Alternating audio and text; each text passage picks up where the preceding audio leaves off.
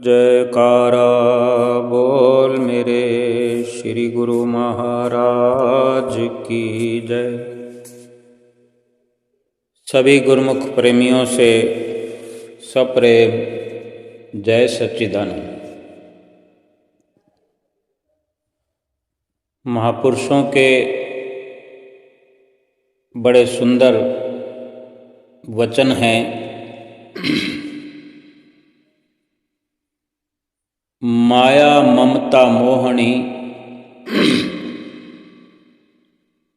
जिन विण दंता जग खाया, मनमुख खादे गुरमुख उबरे, जिन्नी सच नाम चितलाया। सतपुरुष श्री अमरदास जी महाराज उपदेश कर रहे हैं। श्री गुरु ग्रंथ साहब जी में ये वर्णन आया है कि माया और ममता मन को मोह लेने और भ्रम में डालने वाली डायनों के समान है, जो बिना दांतों के सारे संसार को खाए जा रही है, खाती चली जा रही है। बिना दांतों के यानी खाने का भी नहीं, बल्कि सीधी निगलने वाली ये डायने हैं। मनमुख जीव इन डायनों का भोजन बन जाते हैं, निवाला बन जाते हैं। किंतु गुरमुख जन जिन्होंने सच्चे नाम में, भक्ति और परमार्थ में अपने चित्त को लगा लिया है, वे इनके भयंकर चंगुल में आने से बच जाते हैं। गुरमुख प्रेमी बेहतर समझते भी होंगे कि सतगुरु की शरण में आ जाने के बाद भक्ति और परमार्थ में गुरमुख प्रेमियों का चित्त लग गया है। जिसने भक्ति और परमार्थ में अपना चित्त लगा लिया है, दिल लगा लिया है, उनको फिर माया और ममता से, काल से कोई भय भी नहीं रह जाता, क्योंकि वे पूर्ण विश्वास से ये समझ गए हैं कि हमारे सतगुरु का वृद्धहास, कृपा भरा हाथ हमारे शीश पर हर वक्त रहता है। और गुरमुख प्रेमी जिन्होंने भजन भक्ति में, परमार्थ में अपना चित्त लगा लिया है, उन्हें इस तरफ देखने की जरूरत भी नहीं। यानी वो भक्ति और परमार्थ की एक ऊंचाई को हासिल कर लेते हैं, एक मुकाम को हासिल किए हुए रहते हैं, ऊंची जगह पर ठिकाना बनाया है। गुरमुख प्रेमियों की जो चित्तवृत्ति है, गुरमुखों की जो सुरत है, वो अपने निजी स्थान पर टिकी रहती है।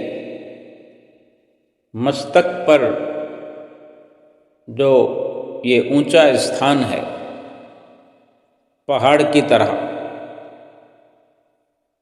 और इस अपने असली ठिकाने पर एक पवित्रता को लिए हुए, पवित्र नाम के साथ जुड़ करके, शब्द के साथ जुड़ करके, सुरत और शब्द का जो मेल हुआ रहता है, मेल हो गया है, ना ये सुरत और शब्द का मेल टूटता है और ना ही ये नीचे के ठिकानों पर, पिंड देश में, माया की नगरी में, मोह में, ममता में, ना ही ये आकर के नीचे सुरती उतरती है, ना इनमें फंसती है, और ना ही किसी प्रकार का फिर कोई डर भय रहता है। केवल मनमुख जीव जिन्हें सतगुरु की शरण संगति हासिल नहीं हुई, जो इस ऊंचे मुकाम पर पहुँचे नहीं हैं, इस ऊंचे मुकाम को पाने के अधिकारी बने नहीं हैं, वो मनमुख जीव माया और ममता जैसी डायनों के चंगुल में फंसते हैं और इनका निवाला बन जाते हैं। देखने को तो सब एक ही प्रकार के गुरमुख हों, मनमुख हों, सब एक साथ रहते हैं इसी संसार में, एक जैसे दिखते हैं, एक जैसे चलते फिरते नजर आते हैं, उठते बैठते और बोलते सुनते नजर आते हैं। लेकिन ये सारी प्रक्रिया जो है मोह और माया की, ममता की, ये भीतर ही भीतर सूक्ष्म रूप से ये अंदर ही अंदर होती है। सुरत का ठिकाना जिसने अपने असली मुकाम पर बना लिया है, अपनी सुरत को जिसने अपने उच्च स्तरीय अपने घर में अपने निजी स्थान पर सुरत को जिसने टिका लिया है, वो नीचे भला क्यों भटकेगा। जिसको असली ठिकाना मिल जाए, जैसे दुनिया में जिसके पास पक्का ठिकाना होता है, पक्का घर होता है, बंगला होता है, कोठी होता है, वो फिर बाहर गलियों में, सड़कों पर इधर उधर नहीं भटकता। ऐसे ही इस शरीर के अंदर भी ये सबसे ऊंचा मुकाम है जो माया से ऊपर है। माया की हद जहाँ ख़त्म होती है, ठीक उसके ऊपर जो सुरती को टिकाया जाता है, जो सुरती का असली ठिकाना है, निवास स्थान है, यानी जिसकी सुरत सिमट जाती है बाहर से, माया के देश से। सुरती बाहर जो हम दुनिया के जितने भी दृष्टमान पदार्थ हैं, रिश्ते हैं, आँखों से दिखने वाली जितनी भी सृष्टि है, ये झूठ का पसारा है जो अपनी सुरती को सब ओर से समेट करके, अंतर्मुखी करके और अंतर में भी ऊपर के इस असली ठिकाने पर, जो सुरती का असली ठिकाना है, वहाँ स्थिर करता है, स्थिर कर लेता है। फिर ये जीव, ये गुरमुख प्रेमी माया और मोह के, ममता के शिकंजे में नहीं आता, क्योंकि ये सुरत जो है सतगुरु के अधिकार क्षेत्र में अपना स्थान बनाए हुए है। तभी ममता और मोह से, काल से मुकम्मल तौर पर सदा बचकर रहती है। अब एक ही प्रकार के दिखने वाले सब इस दुनिया में, चाहे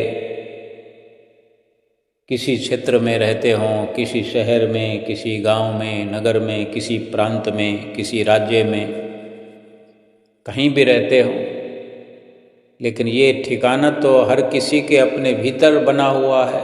ये मुकाम हर किसी के अंदर है। सुरती को अपनी अंतर्मुखी करते हुए इस मुकाम को हासिल किया जाता है सतगुरु की मदद से, सतगुरु के आशीर्वाद से।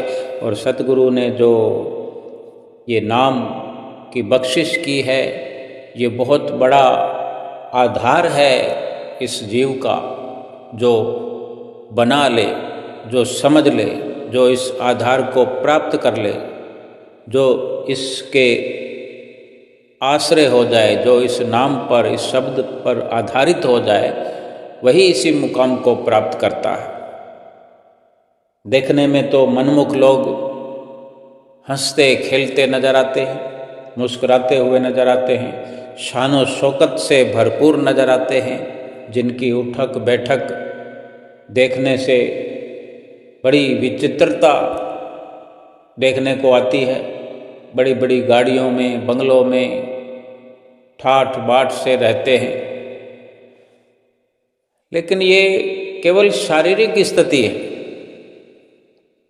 ये शरीर का अपना जो प्रारब्ध रूप में जो सुख वैभव मिला है, वो शरीर पर नजर तो आता है पिछले पुनीत कर्मों की वजह से, पुण्य कर्मों की वजह से। लेकिन इन्हीं पुण्य कर्मों की वजह से जो ये मनुष्य शरीर मिला है, केवल इसको शारीरिक सुख उपभोग में ही उस प्रारब्ध को रात और दिन मनमुख प्राणी नष्ट कर रहा है। ये नहीं विचार करता कि जब प्रारब्ध समाप्त हो जाएगा, ये शरीर भी एक दिन समाप्त हो जाएगा, लेकिन इस शरीर के रहते जो निष्काम भक्ति का अवसर मिला था, उस भक्ति में इस शरीर को, इन श्वासों को न लगाने के कारण फिर आगे के जन्मों का लेखा जोखा उसी आधार से हमें प्राप्त होने वाला है कि ये जीवात्मा फिर मनुष्य शरीर से वंचित हो जाएगी और 84 लाख योनियों में जाने को मजबूर हो जाएगी। संसार में रहकर कोई कितना भी ऊंचा मुकाम हासिल करे, कहते हैं फलां व्यक्ति ने तरक्की कर ली है, फलां बच्चे ने तरक्की कर ली है, पढ़ लिख करके वो इतना आगे बढ़ गया है, इतनी सैलरी प्राप्त कर रहा है, इतना ऊंचा बंगला बना लिया है, बहुत बड़ा कोई टावर बना लिया है, बड़ा एम्पायर खड़ा कर लिया है, बहुत धन माल बना लिया है। ये मुकाम जितना भी है, व्यवहार करने के लिए, दुनिया में रहने के लिए, बरतने के लिए, इस्तेमाल करने के लिए बुरा नहीं है, लेकिन ये सब कुछ जो तरक्की है, जो ऊंचाई है सांसारिक, ये बालू की रेत के समान ये सब कुछ ऊंची मीनार एक ऊंचे टीले की तरह है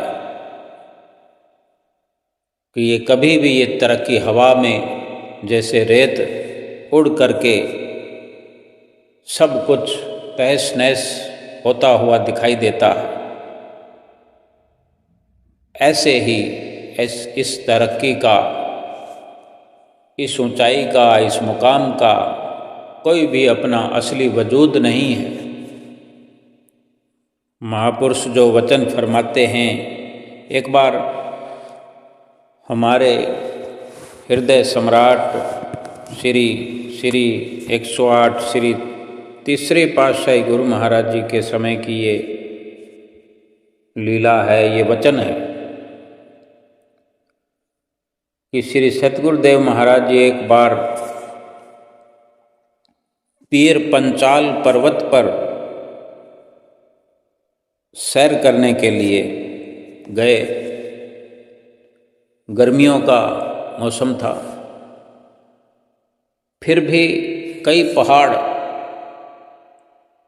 बर्फ से ढके हुए थे। इतनी गर्मी में भी वहाँ पर कई पहाड़ जो हैं बर्फ से जाम हुए पड़े थे। गर्मियों में तो बर्फ़ पिघल जाती है, लेकिन वहाँ ऊंचाई अधिक होने के कारण और बर्फ़ अधिक होने के कारण गर्मी में भी वो पहाड़ ढके हुए थे। जिनसे पानी पिघल पिघल कर पहाड़ों से नीचे छोटी छोटी धाराओं में बहकर तलहट्टी की ओर जा रहा था। पिघल तो रहा था लेकिन रफ्तार बहुत धीमी थी। ऊंचे पर्वत पर भ्रमण कर रहे थे श्री गुरु महाराज जी, और वहाँ का ये नज़ारा और ये वहाँ की जो पानी और बर्फ़ की सतह जमी हुई थी, इस माध्यम से श्री गुरु महाराज जी अपने वचनों से समझाने लगे।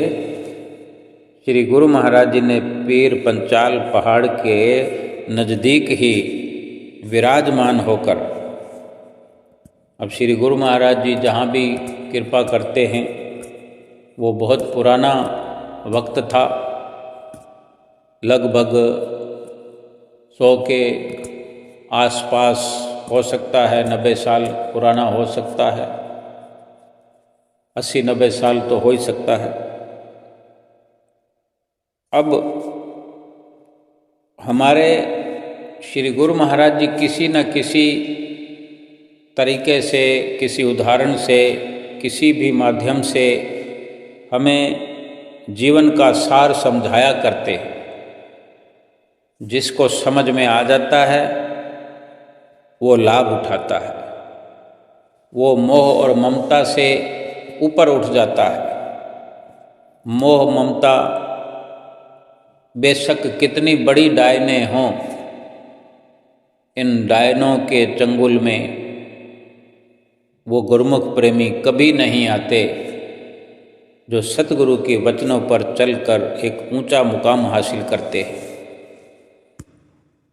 श्री गुरु महाराज जी ने वहाँ पहाड़ के नज़दीक ही विराजमान होकर साथ में जो भगत जन थे, महात्मा जन थे, जहाँ भी आप जाते हैं तो महात्मा जन और भगत जन की टोलियाँ आप जी के साथ होती हैं। तो श्री गुरु महाराज जी भक्तों और महात्मा जनों को प्रवचन फरमाने लगे। फरमाया, बड़े इत्मीनान से बड़े मधुर वचन फरमाए भक्तों महात्माओं को संबोधित करते हुए कि देखो पहाड़ पर पानी का क्या रूप है। क्योंकि जो पहाड़ से पानी पिघलना शुरू हो रहा था छोटी छोटी धाराओं में, जो बर्फ़ वहाँ जमी हुई थी वहीं से पिघल रहा था गर्मी के कारण। यहीं से शुरुआत करते हैं समझाने की कि देखो पहाड़ों पर अभी पानी का क्या रूप है, नदियों में इसी पानी का रूप कैसा होगा, और ये पानी कहाँ से आता है फिर कहाँ जाता है। ये पानी का रूप ही बर्फ है। जब ये बर्फ पिघलकर छोटी छोटी धाराओं में बहती है तो यहाँ इनका पानी कितना स्वच्छ है, साफ है। फिर ये छोटी धाराएं ही पर्वत से जब नीचे उतरती है, नीचे उतरते समय एक जगह इकट्ठी होकर नदी का रूप धारण करती है। जब ये मैदानी भागों में, जहाँ पत्थरों की सीमा समाप्त हो जाती है पूरी तरह से, और नीचे मैदान में, मिट्टी में जिसको मैदान कहते हैं, उस मैदानी भागों में यानी एक नदी का रूप जब धारण करती है, पानी वही है, बर्फ़ भी पानी है, बर्फ़ से पिघलने के बाद भी पानी है। ये तब्दीलियाँ होती जाती है उसी पानी की, कि पहले बर्फ़ के रूप में कैसा था, जब बर्फ़ से पिघलने लगा ये पानी तो फिर कैसा था, फिर पर्वत से मुकम्मल तौर पर पत्थरों से नीचे चलकर जब मैदानी भागों में ये धाराएं या ये धाराएं इकट्ठी होकर ये मैदानी भागों में जब नदी का रूप धारण करती है तो इसमें मिट्टी आदि मिलकर पानी को गंदा कर देते हैं। पानी वही है लेकिन अब वो पानी गंदा हो चुका है। जितना नीचे आता गया मिट्टी में मिलता गया, गंदा हो गया। फिर इस प्रकार ये नदी चलते हुए सैकड़ों मील चट्टानों, पत्थरों और कई टीलों को पार करती हुई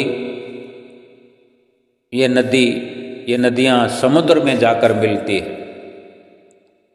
अथाह समुद्र के जल में मिलकर ही जल ने विश्राम पाया, जल विश्राम पाता है और फिर वही साफ स्वच्छ रूप में दिखाई देता है। यानी जहाँ से चला वहाँ वापस पहुँच गया।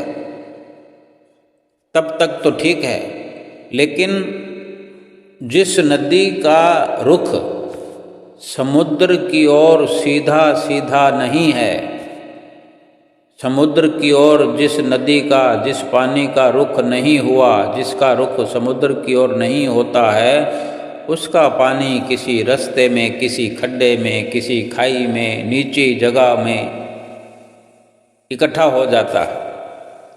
ये तो हम स्वयं जानते। और जो नीची जगहों में कोई अलग अपना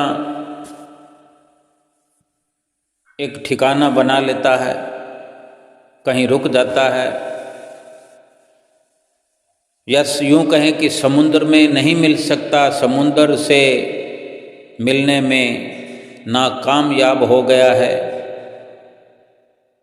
तो फिर वो कितना गंदा हो जाता है, बदबू भी आने लगती है, उसका कोई इस्तेमाल नहीं है और वो पानी समुद्र से नहीं मिल सकता। ऐसे ही आत्मा, इसी प्रकार जीवात्मा भी उस परमात्मा का अंश है, परंतु जब ये आत्मा किसी मनुष्य रूप को धारण करके जन्म लेती है तो इस पर माया अपने आवरण डालती है। और माया आवरण जब डालती है, जब ये जीव माया के देश में आता है। जो मनुष्य सतगुरु की पावन संगति प्राप्त करके सीधा परमात्मा से मिलने की अभिलाषा से इस मार्ग में आने वाली मायावी कठिनाइयों को पार कर लेता है, वो परमात्मा से मिलकर शांति प्राप्त कर लेता है। परंतु जिस मनुष्य का रुझान माया की तरफ ही रहता है, उस राह पर चलता नहीं, वो जन्म जन्मांतरों तक दुखी और अशांत पड़ा रहता है।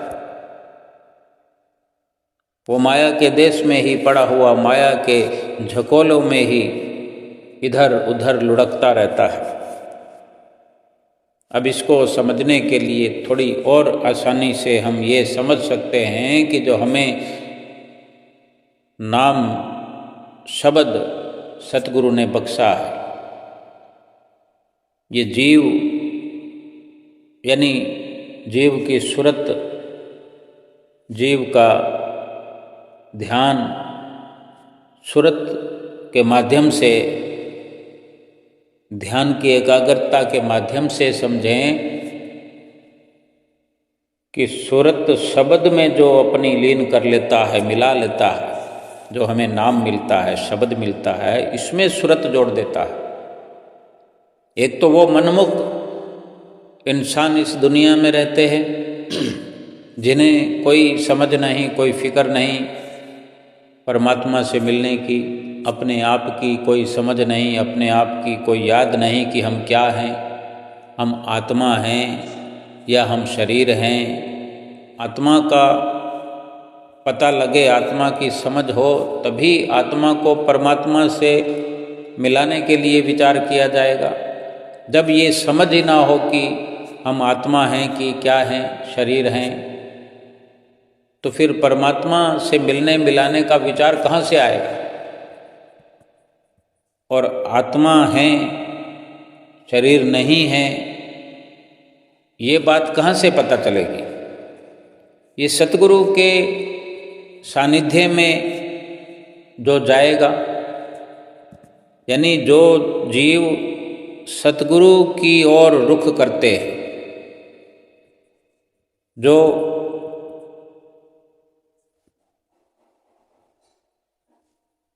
परमात्मा से मिलने की अभिलाषा से फिर इस रास्ते में आने वाली अनेक अनेक मायावी कठिनाइयों को भी पार करते हुए सतगुरु की शरण हासिल करते हैं, सतगुरु से नाम की दीक्षा प्राप्त करते हैं, फिर वो इस भजन और सुमरन के माध्यम से ये ऊंचा मुकाम हासिल करते हैं। उस पहाड़ों की सी ऊंचाई पर पहुंच जाते हैं जहाँ पर सूरत पाक पवित्र हो जाती है, और इसी प्रकार भजन सुमरन करते हुए परमात्मा से ये आत्मा जा मिलती है। इसीलिए हर गुरुमुख का कर्तव्य है कि अपना रुख, अपने विचारों का झुकाव सतगुरु की आज्ञा अनुसार अपने लक्ष्य पर रखता हुआ अपनी मंजिल पर पहुंचने का प्रयत्न करे। इस प्रकार श्री गुरु महाराज जी ने वचन फरमाकर कुछ देर तक उस क्षेत्र में घूम करके श्री सतगुरु महाराज जी वहाँ से फिर लौट आए। इसी प्रकार संत महापुरुष सदा अपने गुरुमुख प्रेमियों को एक ही संदेश देना चाहते हैं कि हर गुरुमुख की सुरत का, उसके ध्यान का जो ठिकाना है वो मस्तक पर है। माया के देश से ऊपर ऊपर अपनी सूरत टिकी रहे, अपना ध्यान टिका रहे। उससे क्या होगा कि ना तो सूरत ये माया के देश में आएगी, ना माया के संगत में रहेगी, ना कुछ माया के साथ मेल जोल बढ़ेगा। नहीं तो क्या होता है, आज दुनिया की दशा देखें, हम अपनी भी देख सकते हैं। जितना हमारी सुरती माया के देश में रहती है, यानी जब भजन सुमरन से जब जब हम वंचित रहते हैं, भजन सुमरन का अगर हम पर असर नहीं है, हमारा रुझान गुरुमुख होकर भी अगर परमात्मा की ओर, परमात्मा के नाम की ओर नहीं है, तो फिर रुझान माया की तरफ तो होगा ही होगा। माया की तरफ रुझान होने के मायने यह है कि जब हम सतगुरु का बख्शा हुआ नाम सुमरन नहीं कर रहे हैं, केवल संसारिक व्यवहार कर रहे हैं और नित नेम में भजन सुमरन नहीं किया करते, तो संसारिक कार्रवाई में भी फिर वो नाम सुमरन का ख्याल नहीं बना रहता। जो 2 घंटे भजन सुमरन करते हैं, जो सतगुरु से सच्चा प्रेम करते हैं, वो नित्य नियम के दायरे में हैं, सतगुरु की आज्ञा व मौज पर चलने वाले हैं। वो फिर संसार का कार्य व्यवहार करते हुए भी सतगुरु की याद को अपने दिल में बसा करके रखते हैं।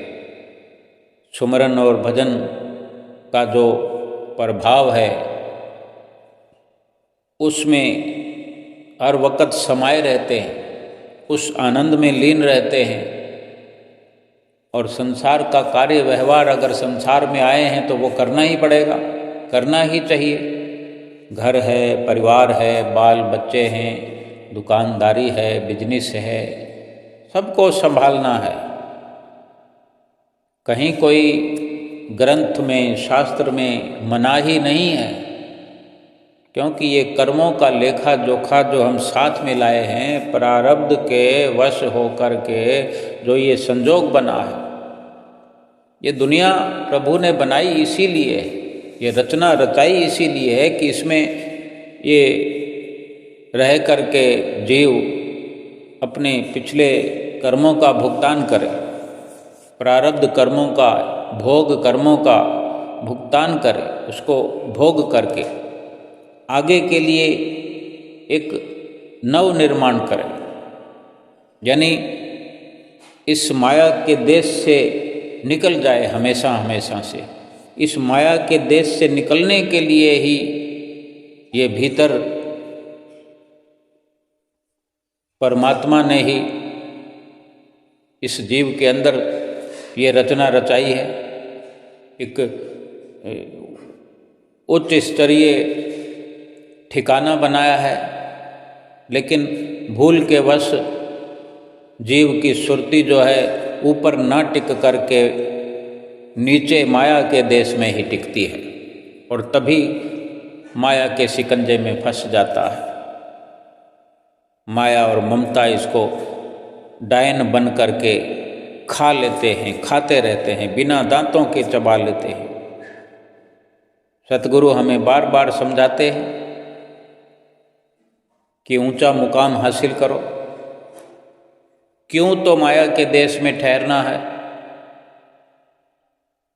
अब कई सफ़र के दौरान कई रास्ते, कई ठिकाने, कई मंजिलें, कई पड़ाव ऐसे आते हैं जो खतरनाक होते हैं। जो उस रास्ते से, उस ठिकाने से, उस मंजिल, मुकाम, पड़ाव से बच करके रहता है, सचेत होकर के चलता है, अपना इंतजाम करके मुकाबला तो करना ही पड़ेगा। माया के देश से अगर परमात्मा से मिलने के लिए पहुंचना है तो मुकाबले तो करने पड़ते हैं, और मुकाबला करने के लिए शब्द हमारे साथ एक शस्त्र है, बहुत असरदार, प्रभावकारी। जो सुमरन भजन करते हैं वो उस मुकाम तक पहुंच जाते हैं। अपनी सुरती को, अपने ध्यान को एकाग्र करते हुए शब्द का सहारा लेकर के माया के देश से निकल जाते हैं, सफलता प्राप्त कर लेते हैं। लेकिन जो किसी कारणवश लापरवाही करते हैं, सतगुरु की शरण मिल जाने के बाद में भी अब हम विचार करें कि अगर हमारा ध्यान नाम में, सुमरन में नहीं जुड़ा है, हमने जोड़ने का प्रयत्न नहीं किया है, शब्द मिल गया है, नाम मिल गया है, फिर भी उसका असर हम पर नहीं हो रहा है कि सुमरन करेंगे नहीं, समय देंगे नहीं, श्री गुरु महाराज जी की आज्ञा पालन करेंगे नहीं, तो प्रभाव कैसे करेगा, नाम का असर कैसे दिखने में आएगा। फिर माया की नगरी में तो हमारा ध्यान रहेगा ही, कभी दुकानदारी में रहेंगे, कभी घरदारी में रहेंगे, चाहे स्त्री हो, पुरुष हो, बच्चे हों, माया की नगरी में तो रहना ही रहना। कार्य व्यवहार ही नहीं बल्कि इसी में फंस करके रह जाते हैं, परमात्मा के रास्ते पर नहीं चलते, परमात्मा से मिलने से वंचित रह जाते हैं। थोड़ी देर के लिए भी माया की नगरी में जो हम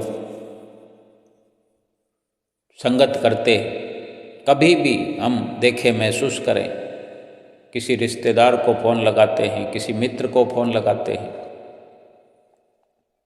कहीं मिलने चले जाते हैं, कहीं सड़क पर, गली में, मोहल्ले में देखने का भी अवसर मिल जाता है। हम अपने किसी कार्य से जा रहे हैं, रास्ते में अनेकों दृश्य देखने का अवसर मिल जाता है। ऐसा मन विचलित हो जाता है, दुखी हो जाता है, देखकर ही दुखी हो जाता है। और जब कभी अपने पे ये माया आक्रामक हो जाती है, माया का आक्रमण हो जाए किसी भी रूप में। रात और दिन क्या हो रहा है दुनिया में, कोई अपने पिता से परेशान है, कोई पुत्र से पिता परेशान है, कोई पुत्र माता से, कोई माता पुत्र से, कोई पुत्री से, कोई पति से, कोई पत्नी से, कोई मित्र से, कोई अड़ोस में, कोई पड़ोस में, कोई लेन देन में परेशान है, किसी की दुकान चलती नहीं, किसी की दुकान ज़्यादा चलती है तो वो धन दौलत संभलती नहीं, फिर लुट जाने का डर है, चुराए जाने का डर है। कितना कुछ संसार में हो रहा है। ये केवल और केवल नाम से गाफिल रहने पर, नाम का सुमरन न करने से, माया की चपेट में आ जाने से माया का असर जीव पर होता है तो हर वक्त हर समय दुखी, कंगाल, परेशान, हैरान होकर के जीवन व्यतीत करता है। ऐसा नहीं है कि नाम सुमरन करने वालों को दुख नहीं आता, उनको भी आता है, लेकिन उनके पास सतगुरु का बख्शा हुआ ज्ञान है, सतगुरु के वचनों की रोशनी है। वो उसी में चलते हैं, उस रोशनी में चलते हैं, उस ज्ञान से अपना सफ़र तय करते हैं तो बहुत उनको हौसला मिलता है, उनको ताकत मिलती है, मजबूती मिलती है।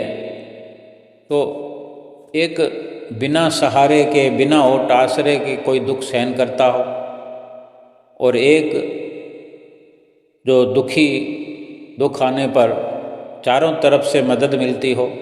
अभी कोई अस्पताल में भी हम देखें कैसे कैसे पेशेंट होते हैं, किसी पेशेंट के चारपाई के पास कितने लोग व्यवस्था करने के लिए खड़े होते हैं। डॉक्टर भी होते हैं, नर्सेज भी होती हैं, कंपाउंडर भी होते हैं, सब अपनी अपनी ड्यूटी करके उस पेशेंट को सुख पहुंचाने के लिए तैयार खड़े होते हैं और अपना प्रयास करते होते हैं। तो उसका पेशेंट का दुख जो है आधा हो जाता है, आधे से आधा हो जाता है।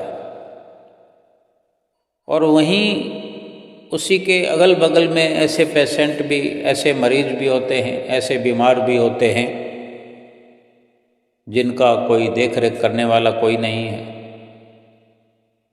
वहाँ पर एक रूटीन चेकअप जरूर होता है, लेकिन वो एक सरकारी सुविधा के तहत समझ लें, या उसके प्रारब्ध में जो दुख है वो पूरे का पूरा उसको झेलना पड़ता है। कोई इमदाद नहीं है, कोई मदद नहीं है, कोई उसका अपना नहीं है।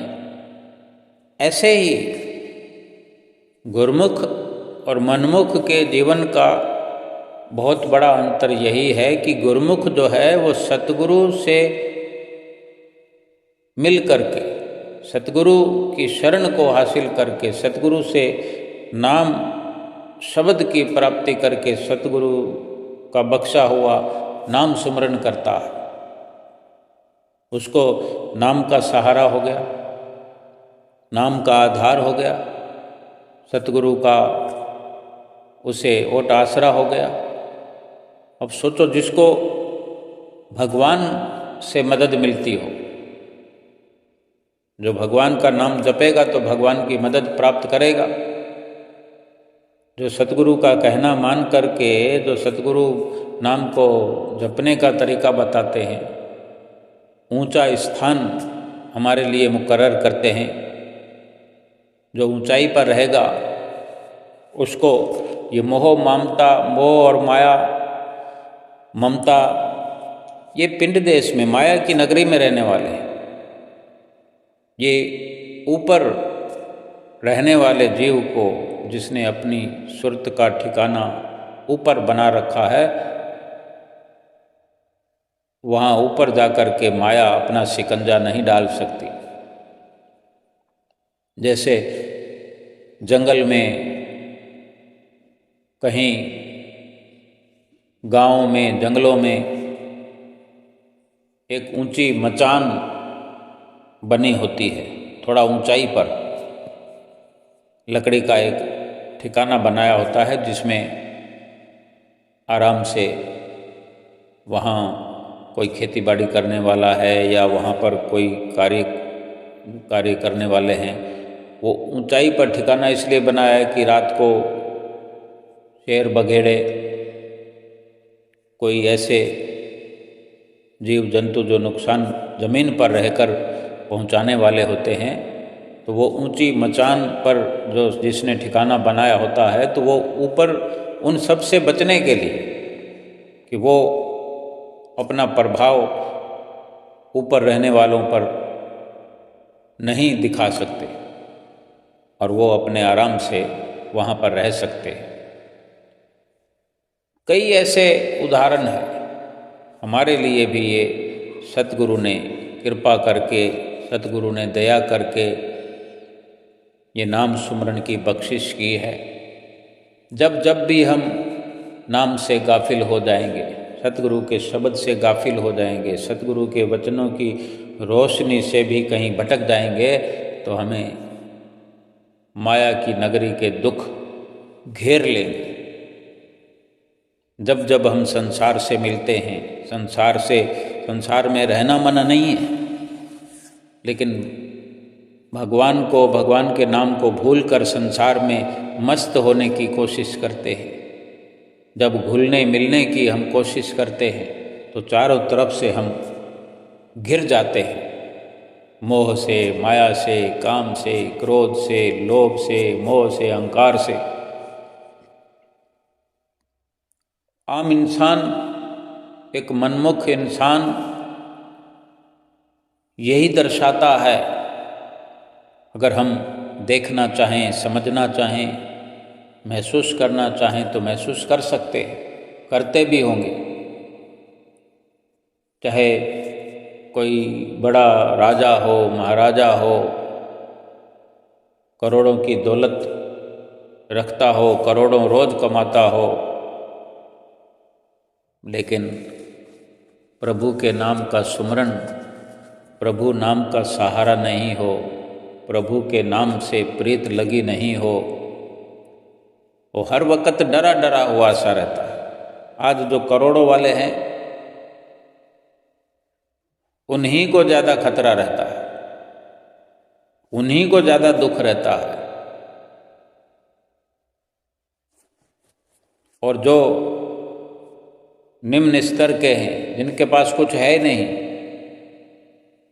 उन्हें क्या लुट जाने का खतरा होगा? क्या कोई उनसे लूटेगा? भाव कहने का, समझने का इतना ही है कि प्रारब्ध के अनुसार चाहे जो भी व्यवस्था परमात्मा ने हमारे लिए इस दुनिया में कर दी है,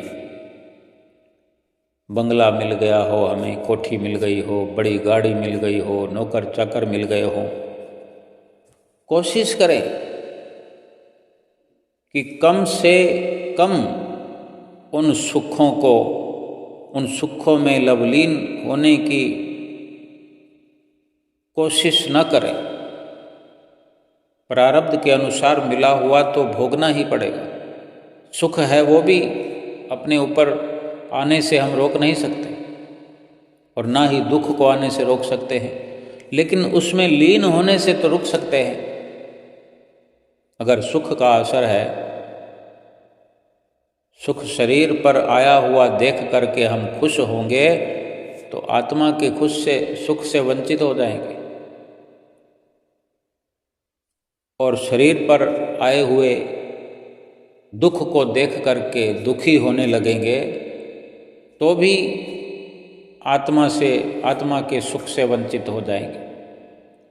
शरीर पर आया हुआ दुख और सुख अगर हमें विचलित नहीं करता है,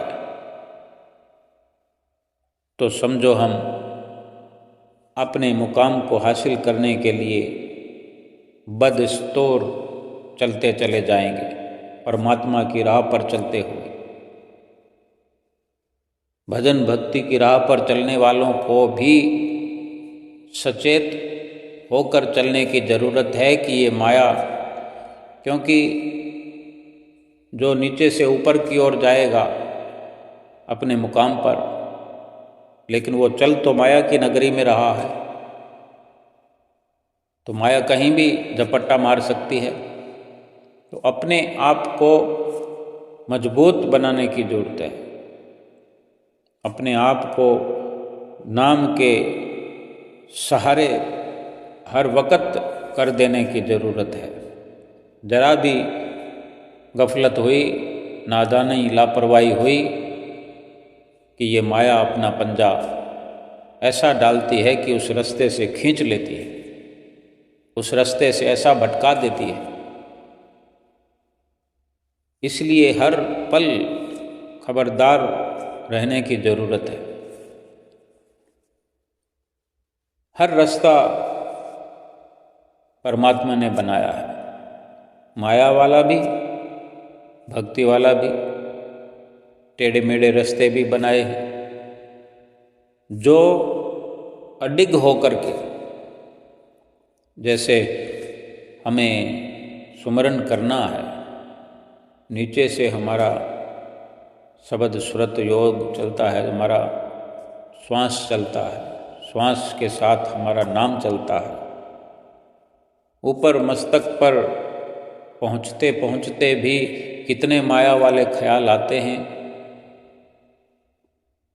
तो हमारा कभी तो नाम से ध्यान हट जाता है, कभी सतगुरु के स्वरूप से ध्यान हट जाता है, कभी हमें कहाँ पहुँचना है हम भूल जाते हैं, और कब श्वास टूट गया, श्वास वापस हो गया, हमें पता ही नहीं लगता। ये माया ने अपना परपंच दिखाया। और जब जब हम होश में आते हैं तो फिर से अपना प्रयास शुरू करते हैं। हमें अपना प्रयास लगातार जारी रखने की ज़रूरत है कि एक श्वास में गफलत हुई तो दूसरे श्वास के अंदर फिर पुरजोर कोशिश करते हुए और पूरा तैयार होकर कि इस बार माया को मात देनी है, नहीं इधर उधर ख्याल को भटकने देना। ये केवल ख्याल का, ध्यान का ही सारा खेल है। सड़क पर हम चलते हैं, वाहन चलाते हैं, गाड़ी चलाते हैं, हमारा ध्यान सामने होता है, आंखें खुली हुई, फिर भी कई बार भिड़ जाते हैं, क्योंकि जो सूक्ष्म ध्यान है वो कहीं और लगा होता है। मस्तिष्क कहीं आंखें देख रही है, लेकिन आँखों के पीछे भी तो चलाने वाला उनको मस्तिष्क है, कोई एक ज्ञान है, कोई रोशनी है। लेकिन पूरा तस्वर,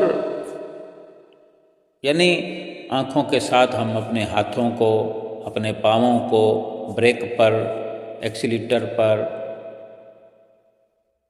पूरा मुकम्मल तौर से ध्यान रखते हैं, तब मुकम्मल सफ़र जो है सफलतापूर्वक कर पाते हैं। सुमरन के अंदर भी यही विशेष ज़रूरत है कि हम अपने ध्यान को गहरा करते जाएं, सतगुरु के ध्यान में लीन होकर, सतगुरु के वचनों में लीन होकर जो शब्द मिला है उस शब्द के साथ, शब्द को सूरत के साथ, ध्यान के साथ और अपने श्वास के साथ ऐसे लपेट दें कि कोई कुछ अलग होने नहीं पाए। श्वास भी चलता रहे बदस्तूर अपनी मंजिल की ओर, शब्द भी, ध्यान भी अपनी मंजिल को हासिल करने के लिए एक धीमी और मजबूत रफ्तार के साथ भागने की कहीं ज़रूरत नहीं है। आराम से, बड़ी सहजता से, लेकिन मजबूत होकर ऊंचाई को हासिल करते करते करते एक दिन सूरत जो है मुकम्मल अपना ठिकाना बना लेती है और हर प्रकार से मोह ममता से बच जाती है। एक वक्त ऐसा आ जाता है कि फिर माया की नगरी में सूरत एक पल के लिए भी रहने नहीं पाती है। जो गुरुमुख प्रेमी हैं उनको संसारिक बातें अच्छी नहीं लगती। संसार के ख्याल, संसार के विचार उनको नहीं लुभा सकते, बल्कि गुरुमुख प्रेमियों की असल खुराक यही है कि वो सतगुरु के ध्यान की बातें करते हैं, सतगुरु के सत्संग की बात करते हैं। सतगुरु कब कहाँ किस वक़्त पहुँचने वाले हैं, कहाँ आगमन होने वाला है, कहाँ विराजमान होने वाले हैं, कहाँ सतगुरु विराजमान हैं। जैसे अभी श्री गुरु महाराज जी प्रयाग धाम में हैं, श्री गुरु महाराज जी श्री आनंदपुर में हैं, श्री गुरु महाराज जी बॉम्बे में अमरधाम में हैं। यही सब चित्तवृत्तियों में चलता रहता है और मन हमेशा माया से हटा हुआ रहता है और सतगुरु के बख्शे हुए नाम में रम करके लोक और परलोक संवर जाता है। बोलो जयकारा बोल मेरे श्री गुरु महाराज की जय।